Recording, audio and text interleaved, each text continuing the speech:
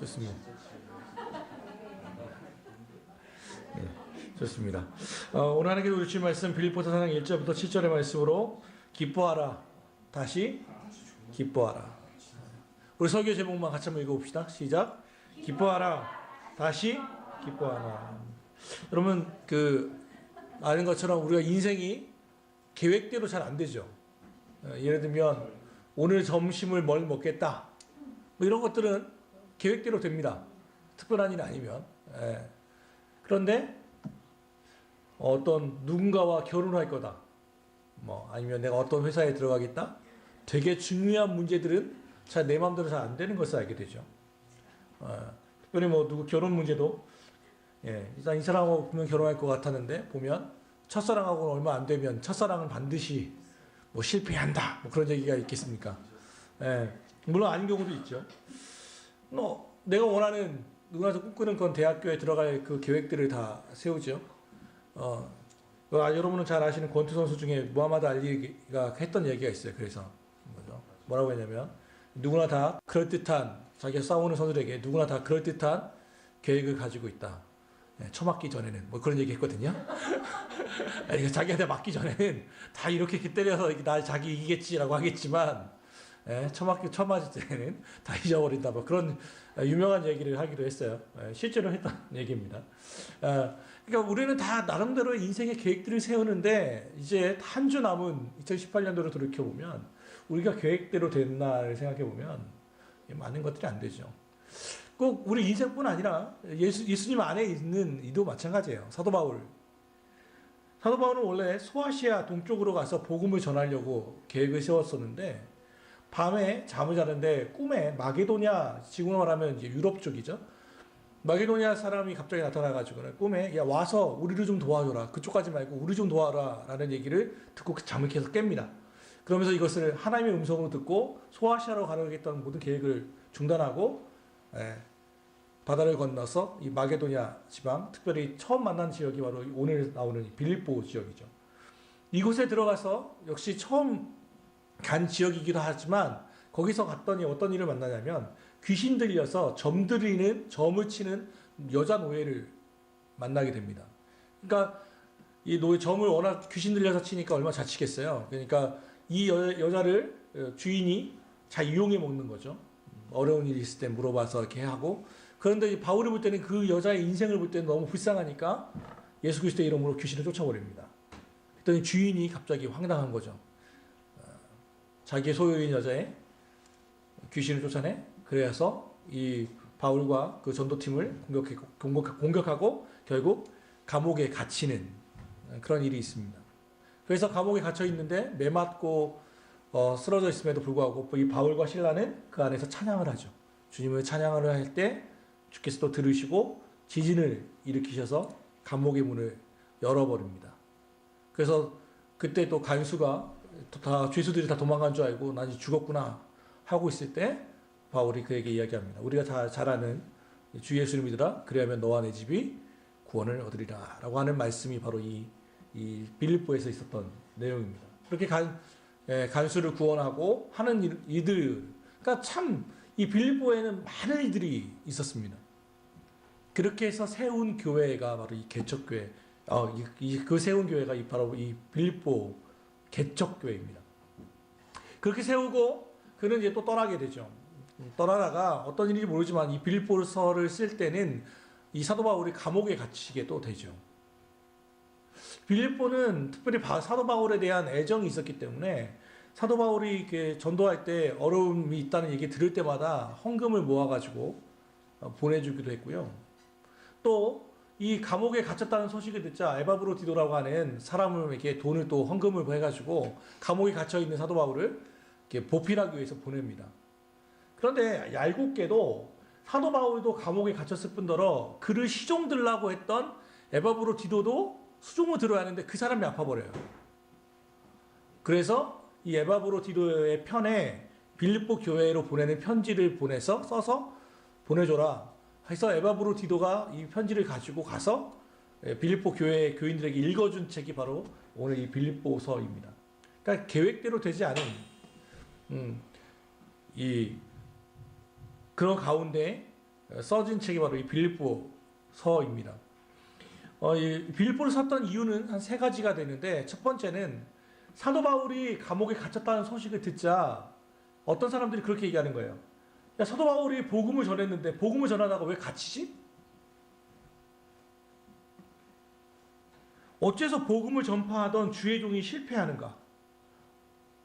하나님 앞에 이렇게 신실하게 하는데 왜 감옥에 갇히는가? 이거에 대한 의문점을 자꾸 갖고 있는 거예요. 그래서 사도 바울이 이것에 대한 변증을 하기 위해서 씁니다. 그렇게 얘기합니다. 우리가 시간이 없어 읽진 않지만 1, 2절에 보려면, 내가 감옥에 매여 있을지라도 주님의 복음은 매이지 않는다. 내가 오히려 이렇게 고통을 당하는 것이, 내가 지금 이렇게 고난을 당하는 것이 내게 유익이고 너희들에게도 복음의 진보가 있을 것이다.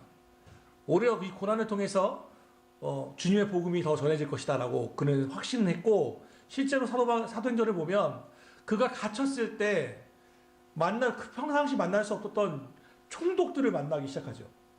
그래서 사도 바울이 전하는 거였는데 신분으로 로마에 가서 마음껏 복음을 전하게 됩니다. 그가 꿈꿨던 모습은 아닐지 모르지만 그의 최종적인 목표인 로마에 가서 복음을 전한다고 하는 것은 하나님께서 그걸 반드시 이루는 것을 알게 되죠. 감옥에 매인 게 오히려 그에게는 복음의 진보로 바꾸어 버립니다. 그래서 사도 바울은 이 이야기를 하는 거예요. 내가 감옥에 갇혔다는 상황을 보지 말고 예수님의 복음은 갇힐 수 없고 이 고난을 통해서 성장할 것이다. 전파할 것이라는 것을 얘기하는 게 이 사도 빌립보서의 첫 번째 목적이고, 두 번째 목적은 뭐냐면 그렇게 개척해서 세워놨더니 오랫동안 그 교육시키는 데가 아니기 때문에 거기에 또 다시 이단, 지금으로 말하면 신천지 같은 이단이 또 들어왔어요. 그들은 어떤 논리였냐면 손할례당이라고 해가지고 예수님을 믿는데 그거 갖고는 충분하지 않고 유대인들처럼 이것도 강조하는 이들이 생긴 거예요. 여러분, 이단은요 간단합니다. 예수님을 믿으면 충분합니다. 이렇게 하면은 정통이에요. 그런데 예수님을 믿으면 충분하지 못하고 요것도 해야 돼 라고 하면 이단이에요. 이게 너무 단순한 비유인데 이게 맞아요. 우리만 복음이 있어 이러면 이단인 거예요. 예수님만 믿어갖고는 안 되고 이 사람을 믿어야 돼.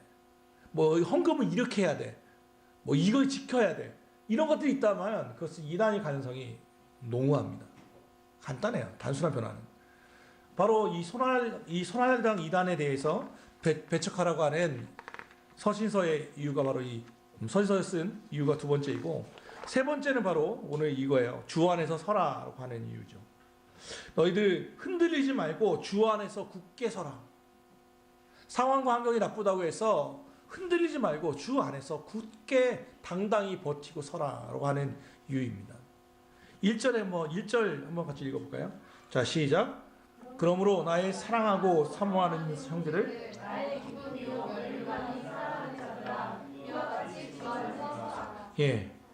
사람을 할 때 참 이렇게 이 사도 바울이 얼마나 이 빌립보 사람들을 사랑하는지가 1절에 잘 나타나요. 나의 사랑하고 사모하는 형제들아. 그리고 나의 기쁨이요 면류관인 아이들아. 여러분, 얼마나 이보다 더 귀한 말이 있을까 싶을 정도로 사도 바울은 자기 감정을 잘 나타내지 않거든요. 근데 이 빌립보서는 정말 많은 서신서 중에 가장 애정을 가지고 섰다라고 해도 과언이 아닐 정도예요. 그러니까 특별히 그 사람들이 뭐냐면 내 기쁨이야. 그 내 면류관이야. 면류관은 관이잖아요. 왕관. 여러분, 다른 사람한테 너는 내 자랑이야 라고 얘기해 본 적 있으세요? 다른 사람한테 너는 내 면류관이야. 내 머리에 쓰고 싶어. 자랑하고 싶어. 내 영광이야. 어떤 사람한테 그렇게 얘기한다는 건 정말 대단한 거 아닙니까? 그런데 그들아, 내가 정말 사랑하고 애정하는 애들아, 주님 안에서 서라. 근데 어떻게? 이와 같이. 그럼 이와 같이 내용은 뭐예요? 밑에 2절부터죠. 그럼 어떻게 하면 주 안에 서라는 얘기냐? 어떻게 버티라는 얘기냐? 어떻게 이겨내라는 뜻이냐? 2, 3절 같이 읽습니다. 2, 3절 시작.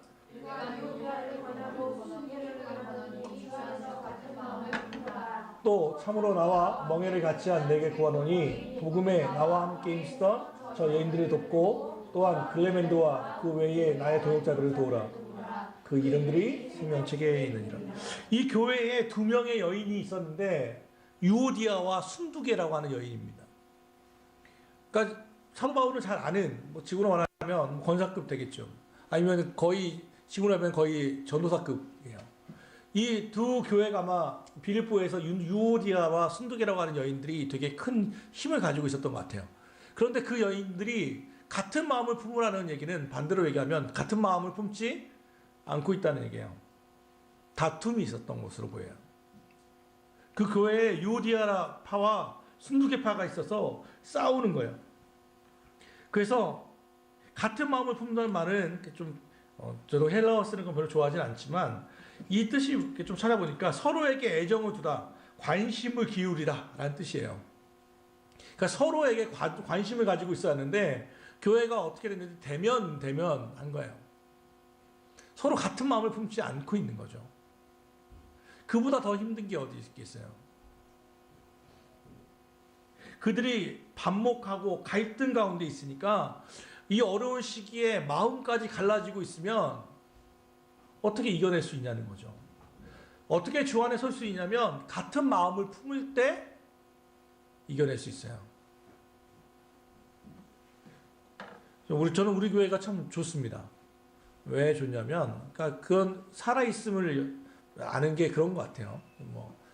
특정인을 얘기해서 죄송하지만, 그 자영자매고 지난주에 아이들 때문에 좀 고생 좀 많이 했죠. 애들 뭐 아프고 막 누운병에 독감에 여러 가지 힘들 때 월요일날 그 아이 뭐 아프다고 했을 때 그 카톡을 보고 제가 전화를 했어요. 그래서 월요일날 마침 오후 일정이 제가 없었기 때문에 제가 이제 우리 집으로 데려가려고 전화했더니 벌써 김혜경 원사님이 벌써 움직이셨어요.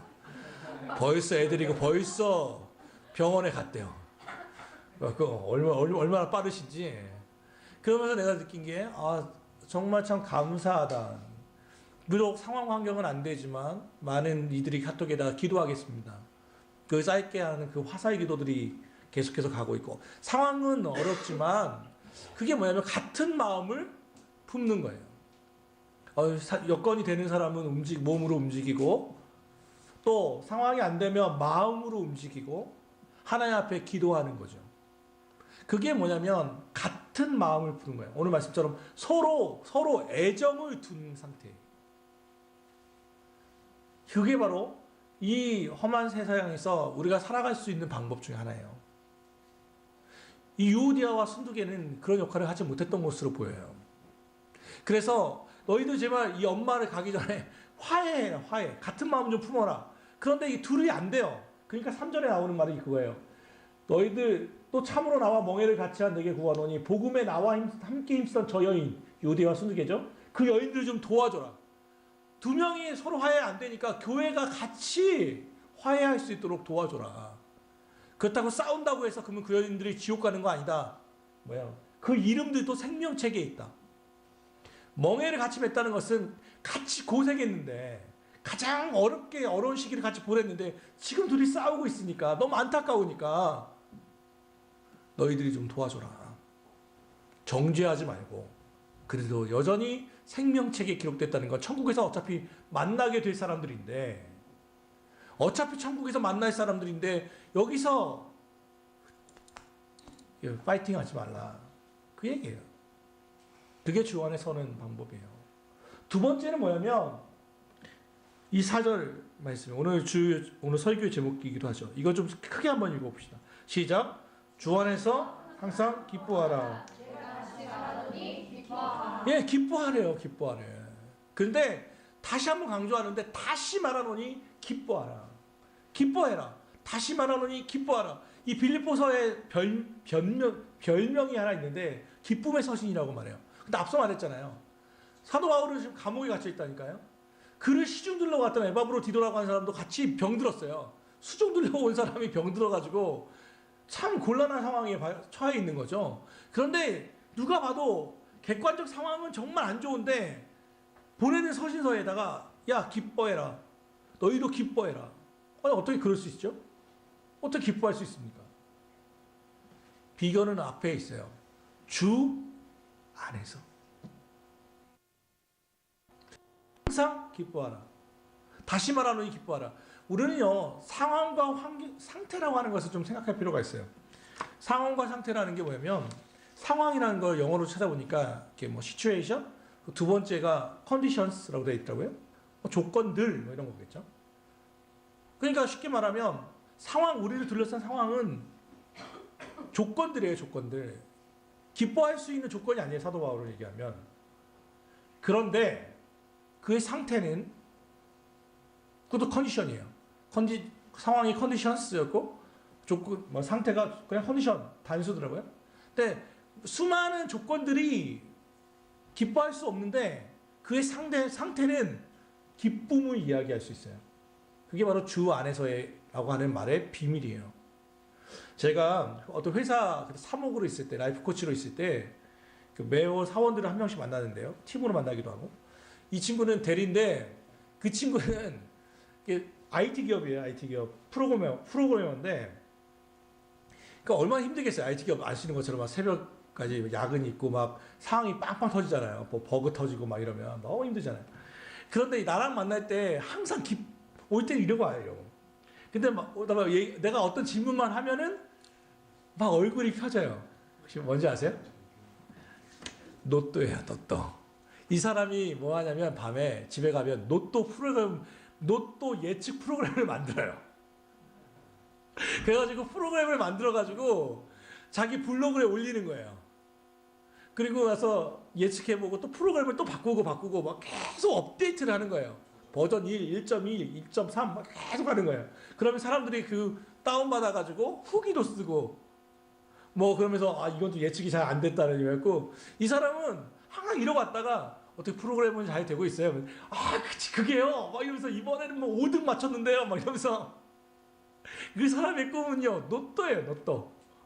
대리인데 결혼했는데도 뭐 새벽 2시까지 잠을 못 잤대. 왜요? 그랬더니 프로그램을 방문자가 몇 명이에요 막 얘기하면 그 얘기만 하면 막 침이 튀면서 막 얼굴이 이렇게 돼요 이렇게. 그때 제가 무슨 생각했는 줄 알아요? 우리가 주님을 로또보다 못하게 여길 수 있겠다는 생각이 들었어요. 그에게 이 회사의 스트레스를 이기는 방법은 로또라고 하는 탈출구예요. 내가 이거 하나만 내가 1등만 되면 내가 이 회사 내가 그냥 이러면서 그냥 버텨내는 거예요. 그러면서 이겨내고 있는 거죠. 로또 하나에.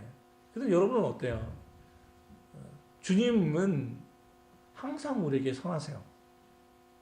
믿으십니까? 예수님은 우리에게 항상 선하고 인자하십니다.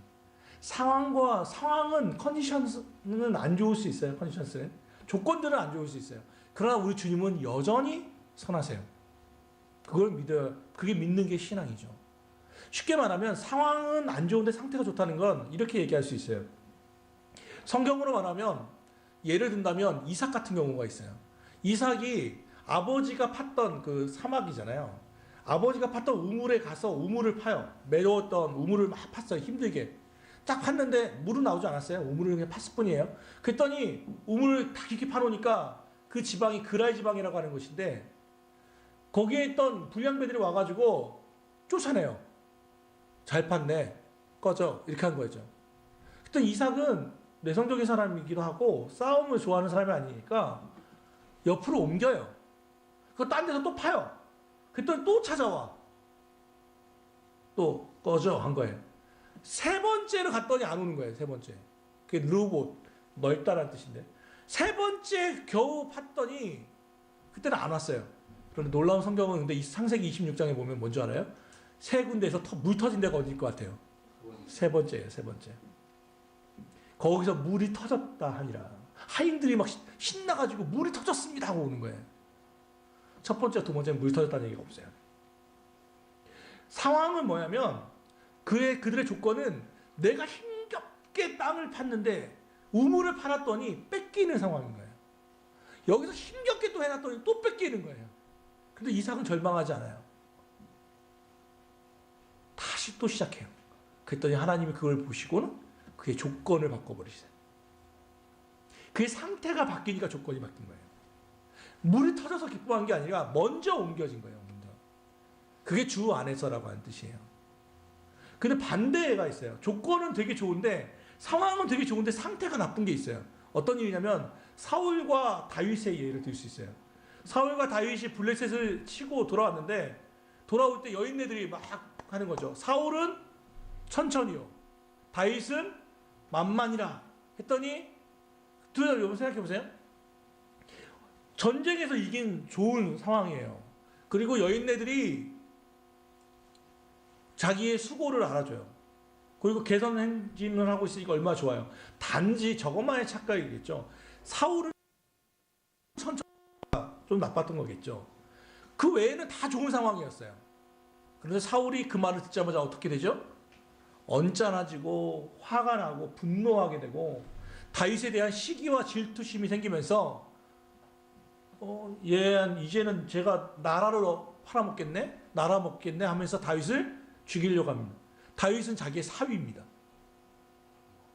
그 모든 상황과 조건은 좋았는데 딱 하나 약간 부족해 보였던 그 상황이 그에게 왔고 그의 상태는 악해지게 되고 결국 그의 최후는 아시는 것처럼 목이 잘리고 사지가 성벽에 매달린 상태로 며칠 동안을 그대로 있는 끔찍한 죽음으로 그의 인생은 끝나게 되죠. 그 시작은 바로 여기였어요. 모든 게 전쟁에 승리하고 좋은 것 같은데 한 가지 부족했다고 하는 그거 하나에 주목했을 때 그는 그의 인생은 비참한 최후로 맞이하게 되죠. 그러니까 결국 상황은 그렇지만 상태가 종속될 필요가 없어요.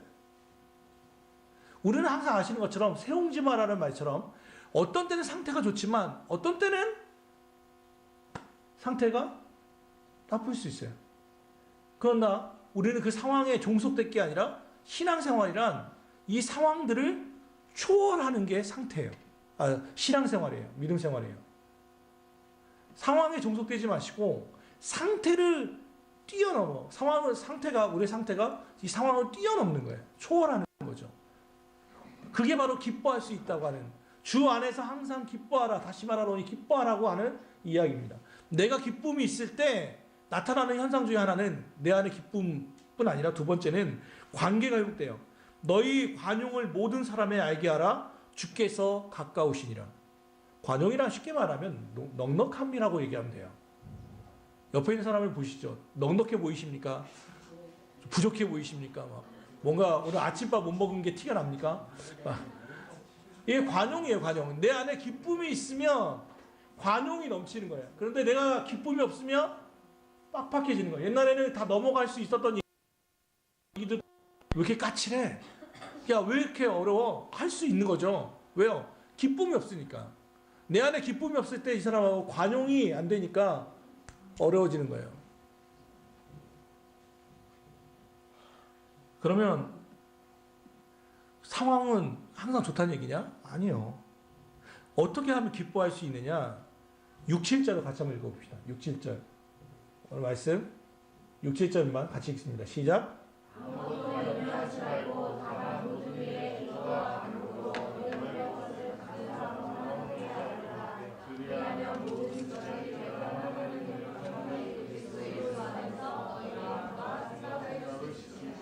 얘기했잖아요. 어떻게 하면 기뻐하라.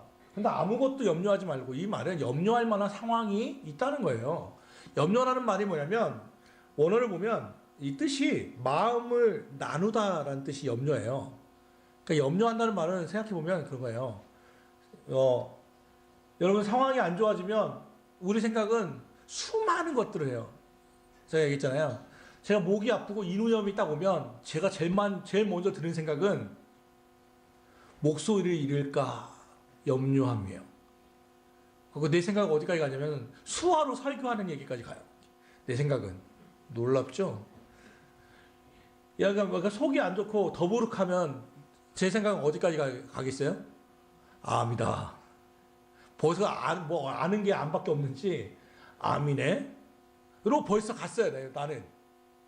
우리는 제일 안 좋은 것부터 시작해요. 모든 생각은. 그게 염려예요. 할 필요도 없는 것까지 다 생각하는 거예요.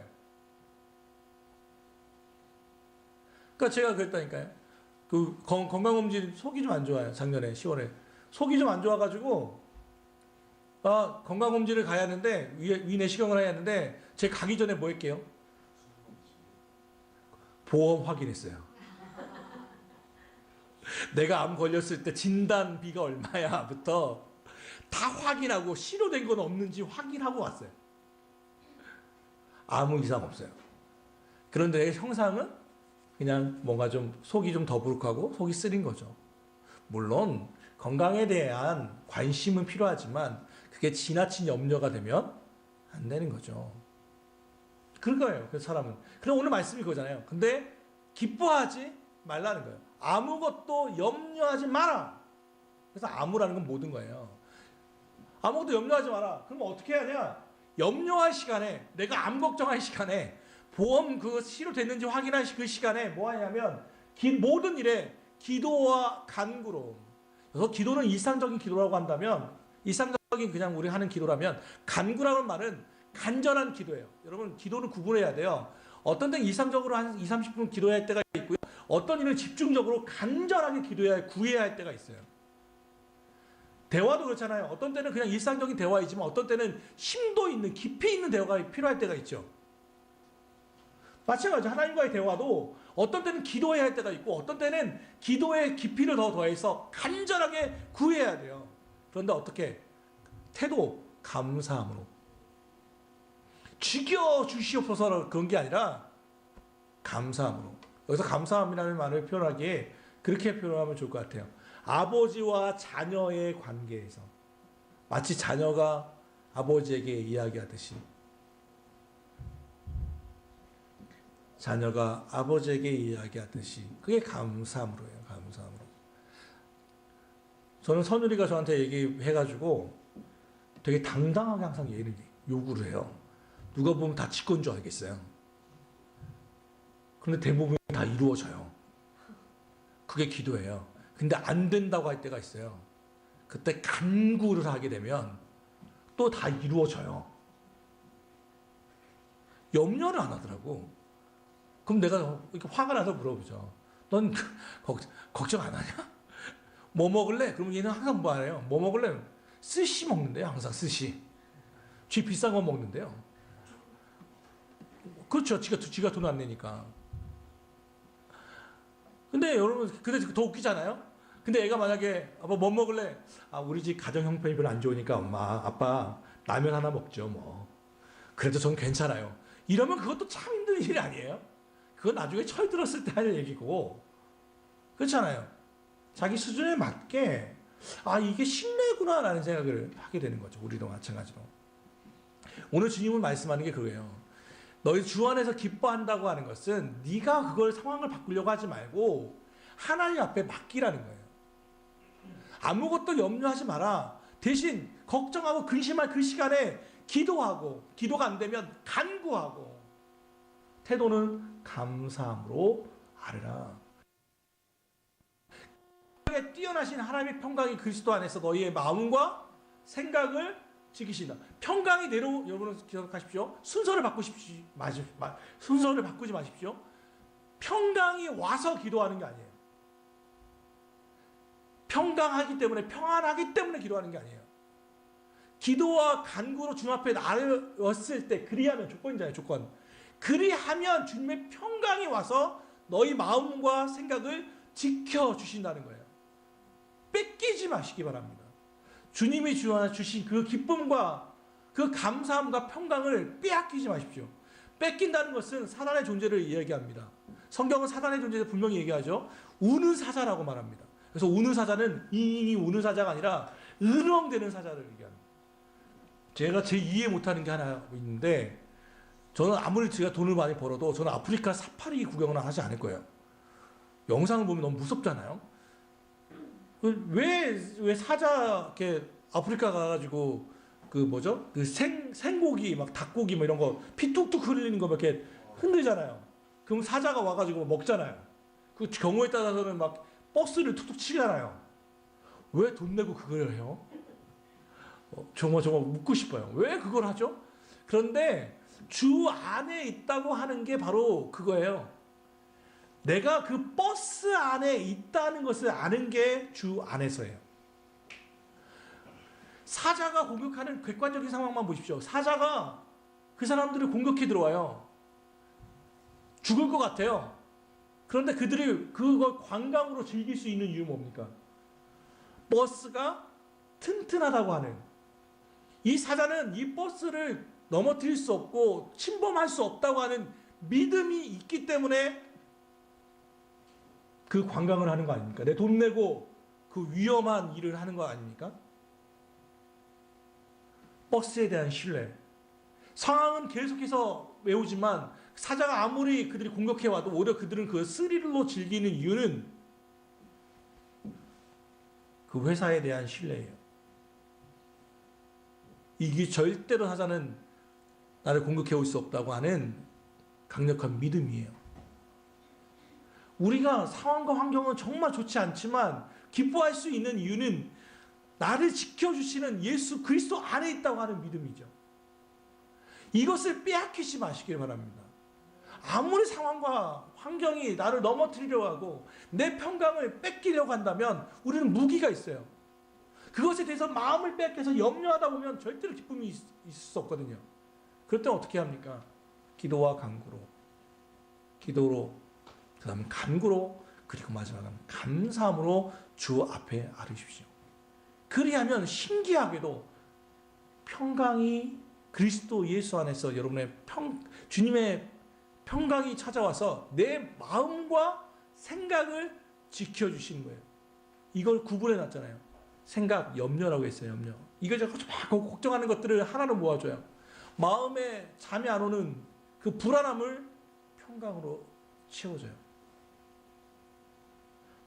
이제 연말을 보내면서, 대림절을 보내면서 오늘 주님은 이 바울 사도를 통해서 우리에게 권면하고 있습니다. 주 안에서 서라. 이겨내라. 어떻게 이겨낼 수 있습니까? 같은 마음을 품을 때 우리는 이겨낼 수 있습니다. 두 번째는 주님 안에 있다는 것을 믿고 기도와 간구로 나아갈 때에 우리는 기쁨 안에서 이 주 안에 설 수 있습니다. 사랑하는 성도 여러분, 때로는 내 뜻대로 되는 것보다 하나님의 뜻대로 되는 것이 천번 만번 옳다고 할 때가 있어요. 앞서 처음에 이야기로 돌아간다면 우리 계획대로 되지 않은 것이 오히려 하나님께 영광이 되는 경우들이 많이 있다는 것을 아십시오. 주님은 절대 실수하지 않습니다. 내가 걷는 이 길이 혹 굽어도는 수가 있어도 내 심장이 울렁이고 가슴 아파도 나 여전히 인도하시는 주님을 신뢰하는 까닭은 주께서 또 갑자기 생각이 안 났어요. 갑자기 제가 제일 좋아하는 찬양 중 하나예요. 그거든요. 내 생각대로 되지 않고 내 뜻대로 되지 않아도 내 심장이 울렁거리고 가슴이 아파도 나 여전히 주님 안에서 기뻐하는 까닭은 주께서 내 길을 잘 아시기 때문입니다. 이 기쁨, 절대로 사단은 알 수 없는 이 기쁨을 가지고 성탄절을 맞이하는 가까운 교회 모든 성도들 되기를 주 예수 그리스도 이름으로 축원합니다.